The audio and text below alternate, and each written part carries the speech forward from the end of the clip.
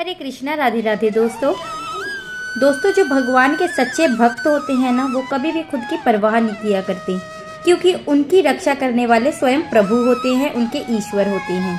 आज की कहानी भी हमारी इसी प्रकार है कि भक्त की किस प्रकार से भगवान ने रक्षा की।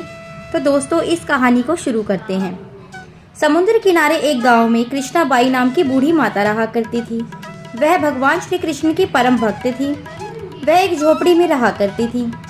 कृष्णाबाई का वास्तविक नाम सुखिया था, पर कृष्ण भक्ति के कारण गांव में उसको सभी कृष्णाबाई कहा करते थे और उसका नाम भी कृष्णाबाई ही पड़ गया। घर घर में झाड़ू पोछा बर्तन खाना बनाना यही उसका काम था। कृष्णाबाई रोज फूलों की माला बनाकर दोनों पहर श्री कृष्ण जी को पहनाती और घंटों कृष्ण जी से बातें किया करती थी। गांव के लोग ये सोचते थे कि बुढ़िया पागल है। एक रात श्री कृष्ण जी ने अपनी भक्त कृष्णाबाई से कहा कि कल बहुत बड़ा भूचाल आने वाला है, तुम यह गांव छोड़कर दूसरे गांव चली जाओ। बस अब क्या था, मालिक का आदेश था। कृष्णाबाई ने अपना सामान इकट्ठा किया और गांव वालों को बोला कि कल कान्हा जी मेरे सपने में आए थे, गांव में बहुत बड़ा भूचाल आने वाला है, बहुत बड़ा प्रलय आने वाला है, तुम सब भी मेरे साथ ये गांव छोड़कर चल पड़ो। लेकिन सभी लोग उस बूढ़ी माता को पागल ही समझते थे, तो उसकी ये बात भी उनको पागलों वाली ही लगी। वह जोर जोर से ठहाके मार के हंसने लग गए। इतने में ही माई ने बैलगाड़ी मंगवाई और कान्हा की मूर्ति रखी, अपना सामान रखा, अपनी गठरी बांधी हुई जो थी गाड़ी में रखी और बैलगाड़ी में बैठकर जाने लगी। और पीछे गांव वाले उसकी मूर्खता पर हंस रहे थे।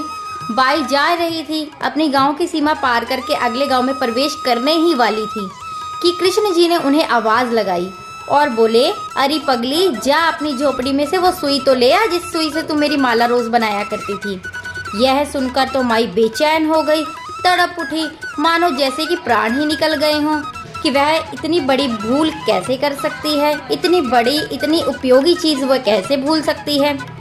अब मैं कान्हा की माला कैसे बनाऊंगी, यही विचारने लगी। अब उसने गाड़ी वाले को रोका और कहा कि भैया तुम यहीं पर रुके रहो, मैं अभी गई और अभी आई। और वह तो बस झोपड़ी की तरफ भागने लगी। गांव वाले उसके पागलपन को देखकर खूब मजाक उड़ा रहे थे। माई ने झोपड़ी के तिनके में फंसी सुई को निकाला और फिर पागलों की तरह दौड़ती हुई वापस से गाड़ी के पास आ गई। गाड़ी वाले ने कहा, माई तू क्यों परेशान हो रही है, कुछ नहीं होगा। माई ने कहा, अच्छा भाई अब जल्दी कर, गाड़ी को फटाफट से दूसरे गांव की सीमा पे ले जा। गाड़ी वाले ने ठीक ऐसे ही किया। अरे ये क्या, जैसे ही गाड़ी पार की वैसे ही जो गांव था वो पूरा ही समुद्र में समा गया, सब कुछ जलमग्न हो गया। गाड़ी वाला भी अटूट कृष्ण भक्त था, भगवान ने उसकी भी रक्षा की।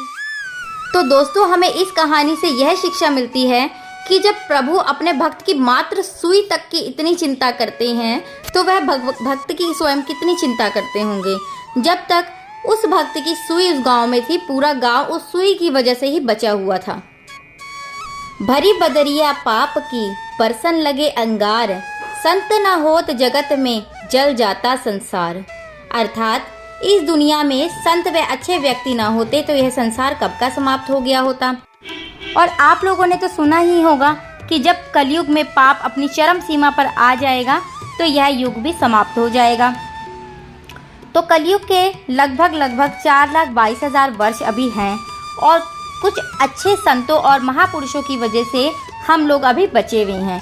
जिस दिन पाप बढ़ जाएगा और पुण्य पूरी तरह से समाप्त हो जाएगा, तब इस पृथ्वी पर कुछ भी नहीं बचेगा। आज की कहानी आपको कैसी लगी है कमेंट में ज़रूर बताइएगा। तो मिलती हूँ नेक्स्ट वीडियो में। वीडियो अच्छा लगा हो तो लाइक, चैनल को सब्सक्राइब करके जाइएगा। जय श्री कृष्णा, राधे राधे।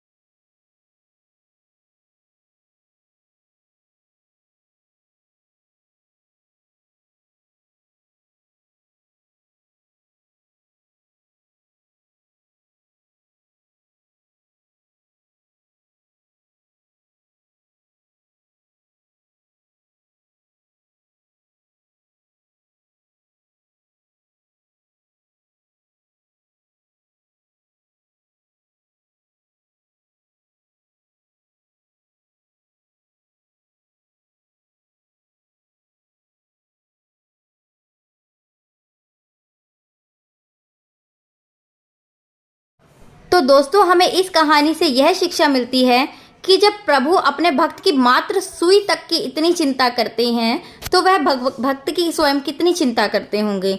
जब तक उस भक्त की सुई उस गांव में थी, पूरा गांव उस सुई की वजह से ही बचा हुआ था।